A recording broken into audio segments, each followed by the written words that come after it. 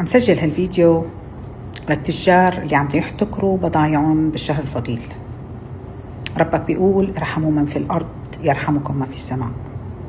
إذا بشهر الرحمة ما بدنا نرحم الناس الفقراء والناس اللي حالتها ضيقة وهن صايمين، إمتى معناها بدنا نرحمهم؟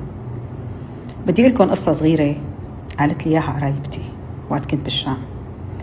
قالت لي بعد ما انتصرت الثورة وقت بصير بروح على سوبر ماركت عم بشتري بضاعة تركية، لأنه حسيت إنه هلأ لازم ننتقم من تجار الأزمة اللي كانوا يبيعونا البضائع العدمانة ب4 أضعافها أيام الثورة.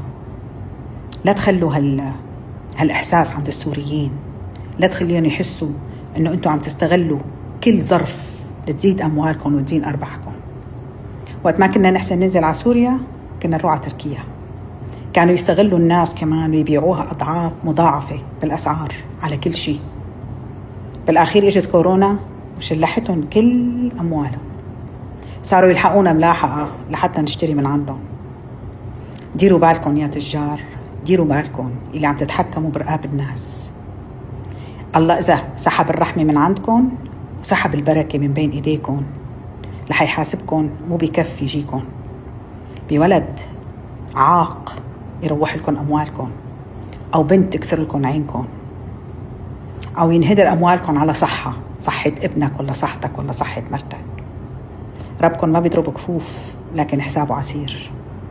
ارحموا الناس برمضان، اصحكم تحتكروا لأنه الحساب جاي على الجميع، وهذا شهر الرحمة. إذا هلأ ما رحمنا بعضنا البعض بتكون فات الأوان.